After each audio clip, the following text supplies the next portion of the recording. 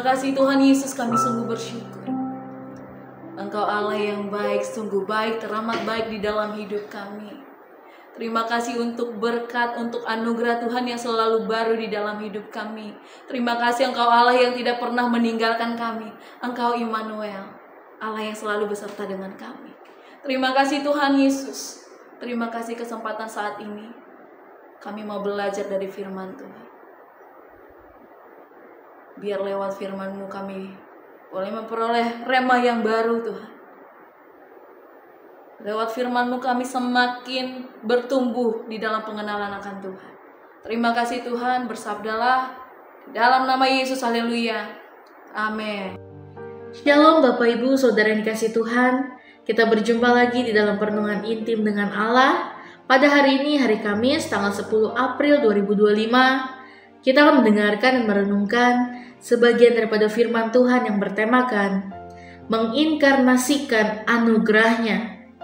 Pada perenungan hari ini yang berfokus dalam Matius 6 ayat 12-15 dan pembacaan Alkitab kita dalam satu tahun ini terdapat di dalam 1 Samuel pasal 28 sampai pasal 31.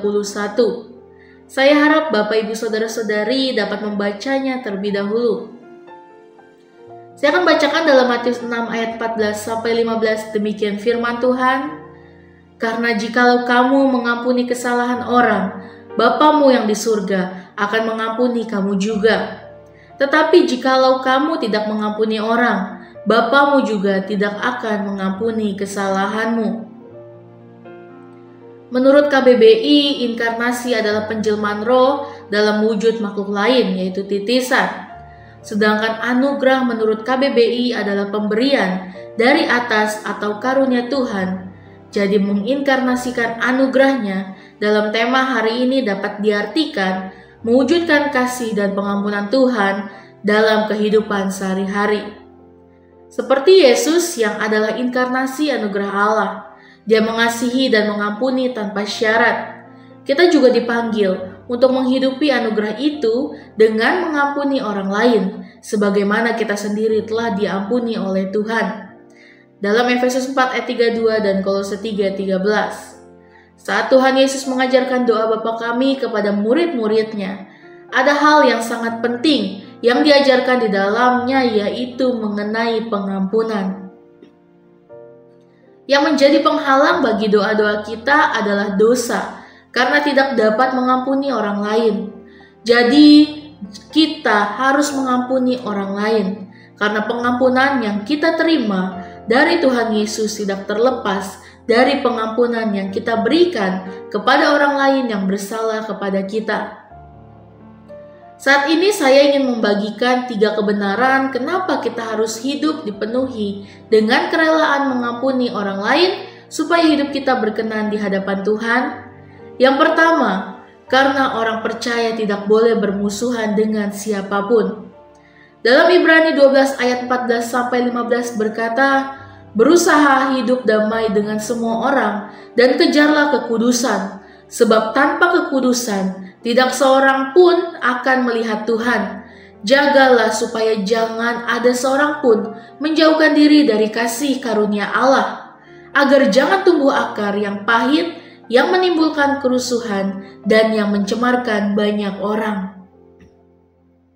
Orang percaya harus berdamai dengan semua orang dan mengejar kekudusan, supaya dapat melihat Tuhan atau dapat bersekutu dengan Tuhan, karena dosa menghalangi hubungan kita dengan Tuhan dan sesama.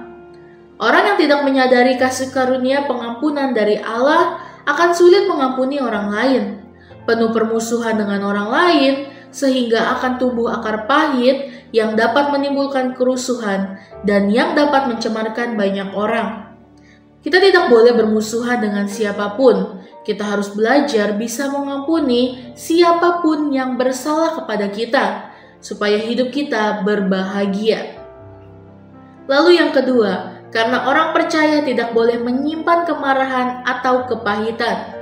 Dalam Efesus 4 ayat 26-27 dan Efesus 4 ayat 31 berkata, apabila kamu menjadi marah, janganlah kamu berbuat dosa, Janganlah matahari terbenam sebelum padam amarahmu, dan janganlah memberi kesempatan kepada iblis. Segala kepahitan, kegeraman, kemarahan, pertikaian, dan fitnah hendaklah dibuang dari antara kamu, demikian pula segala kejahatan.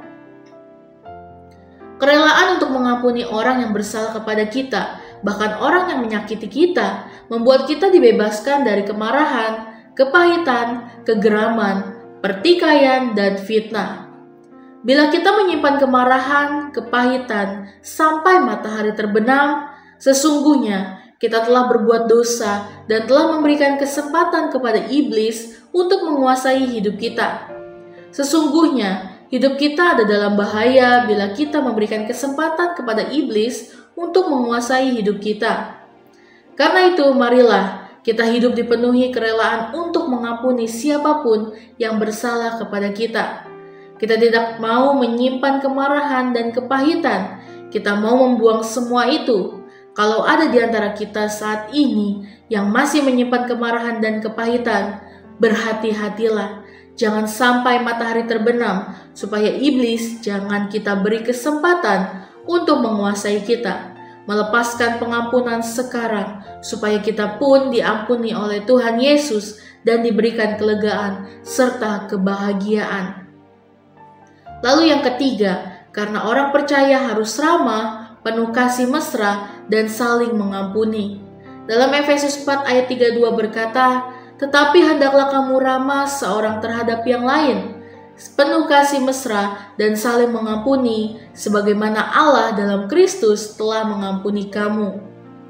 Hidup yang dipenuhi kerelaan mengampuni adalah hidup yang dipenuhi dengan keramahan terhadap orang lain, penuh kasih mesra, dan saling mengampuni sebagaimana Allah dalam Kristus telah mengampuni kita. Bila ini terjadi dalam hidup kita, maka hidup kita akan dipenuhi dengan kelegaan, sukacita, dan kebahagiaan.